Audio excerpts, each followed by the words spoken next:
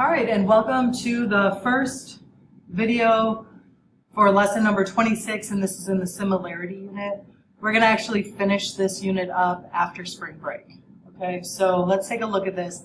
The first thing, hopefully at this point you have solved 1 through 11 on your own. This is a review of stuff we've learned so far this year. So see what you know. If you have not done numbers 1 through 11 on your own, try them out and then come back and check your work. All right, so the first thing, it says properties of parallel lines, and so we learned several strategies, but we should remember that if you have parallel lines cut by a transversal, that you have two choices. The angles are either congruent, so that means blank equals blank, or they're supplementary, so blank plus blank equals 180. So those are your two choices. And I'm going to look here, and I know that this angle, this angle, this angle, and this angle are all going to be congruent. These are congruent because of corresponding. These are congruent because of vertical. And then these are congruent because of corresponding or vertical. And that means that all the other angles in this diagram are going to be 70 degrees. And I know that because 70 plus 110 is 180 degrees. So if I look at angle 1, that's 70 degrees. Angle 2 is 110. Angle 3 is 70. And angle 4 is also 70. You can also see that the one angle looks a little smaller than the other one. So the smaller angle is going to be acute, and the larger angle is going to be obtuse. So that might help you as well when you're doing this. Okay, naming congruent parts.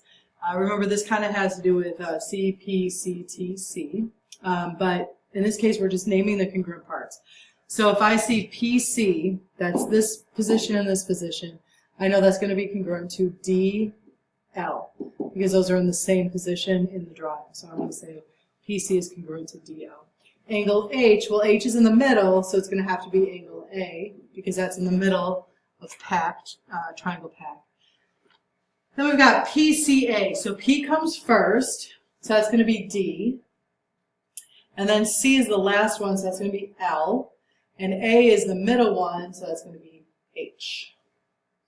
And lastly, we're starting with H. That's in the middle. So A is in the middle of the other triangle.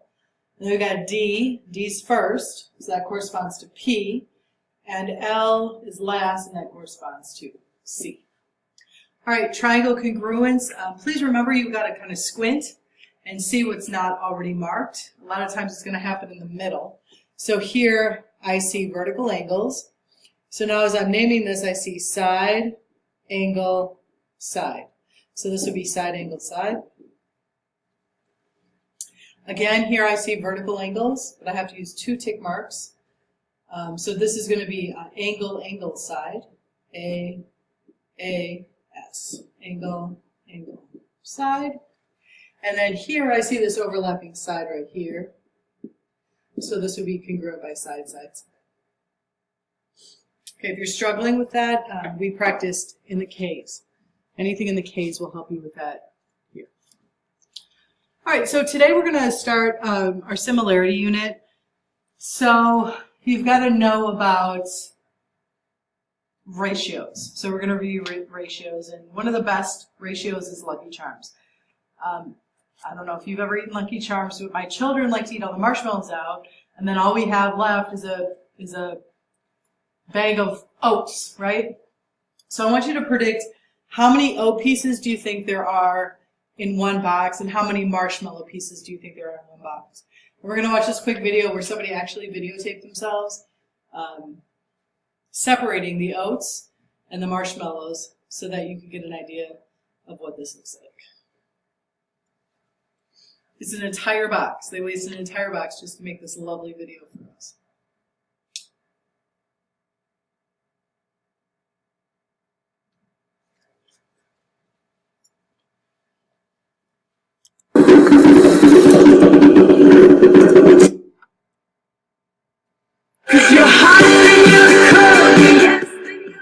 And they picked a very terrible song, just saying.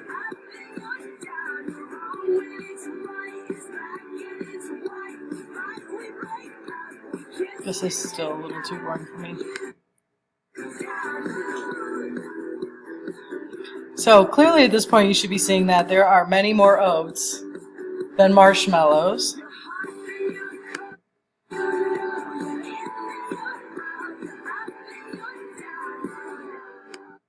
Thankfully we don't have to do it.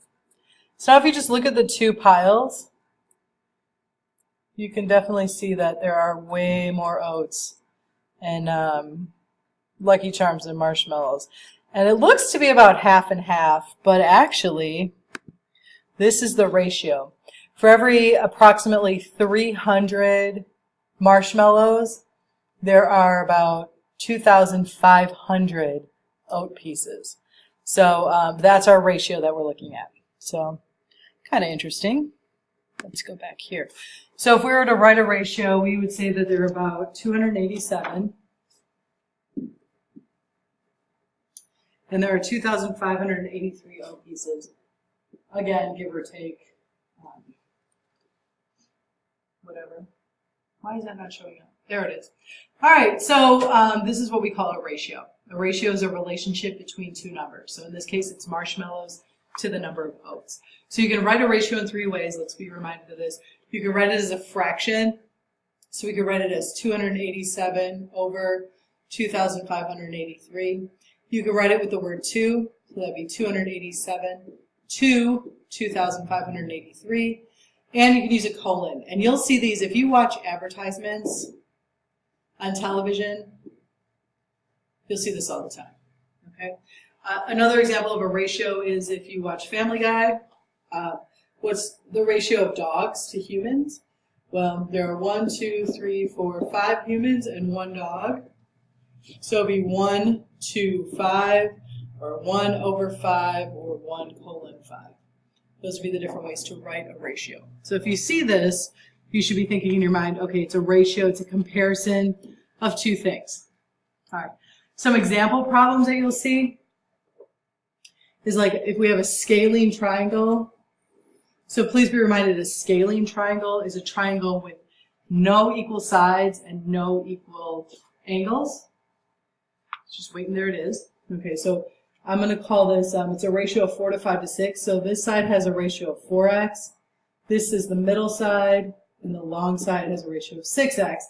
And then it says the perimeter is 30. So I can do 4x plus 5x plus 6x equals 30. And I see that that's 15x.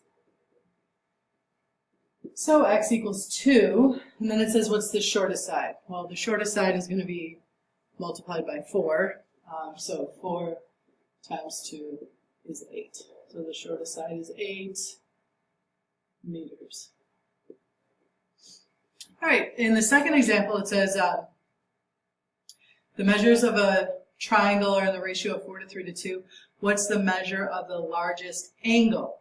So please remember, this is going to be scaling as well because it's a 4, 3, 2. So the largest is 4x.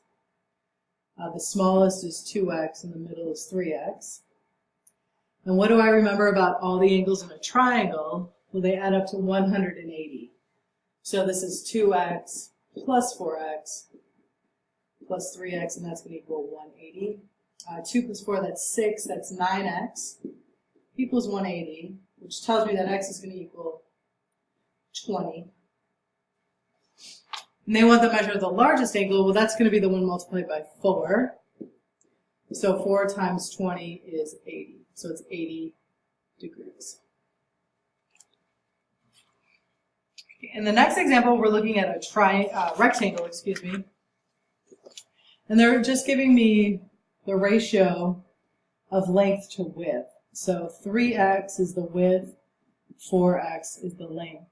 And then they're giving me the perimeter.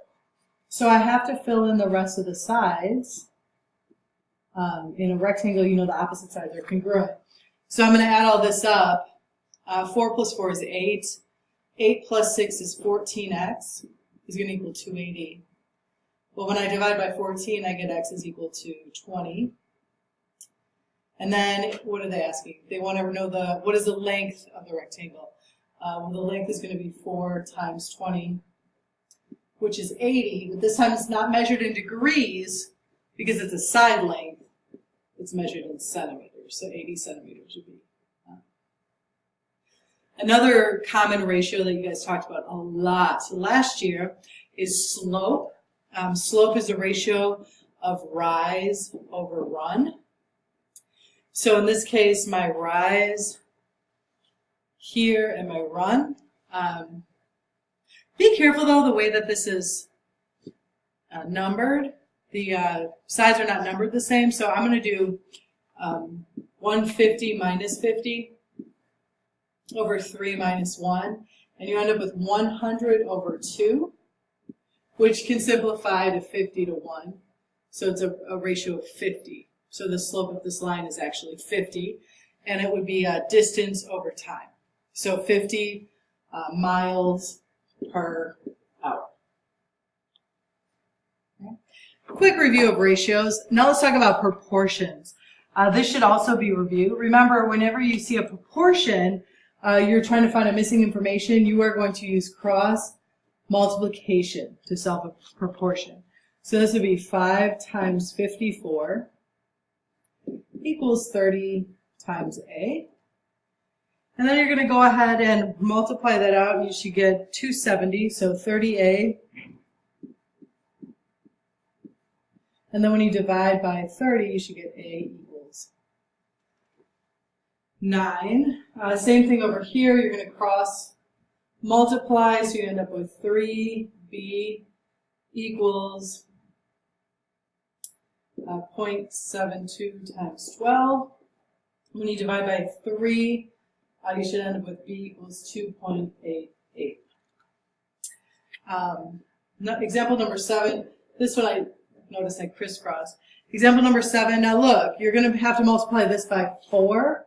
So if you have an expression, you have to put it in parentheses so that you know to distribute the 4. So this is actually 4m minus 4 equals 16. So that's 4m equals 20. Is 5. And example number 8, you're going to have to do the parentheses twice.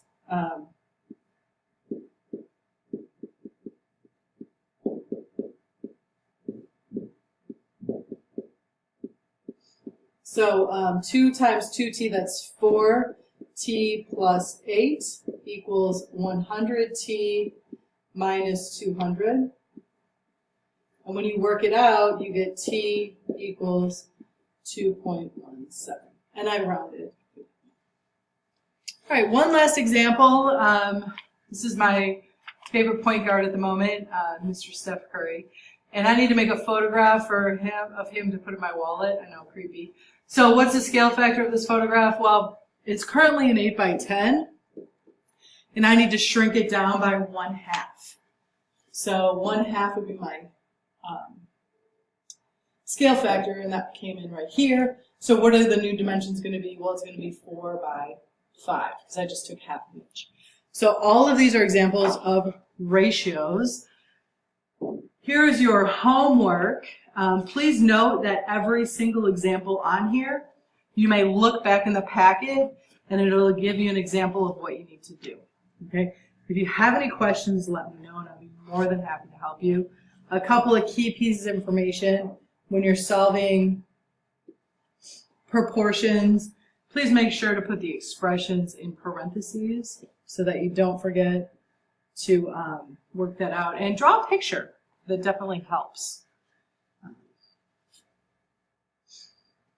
Down here also, we are reviewing the distance formula. So for example, in the second problem here, where you have to find the length of AE.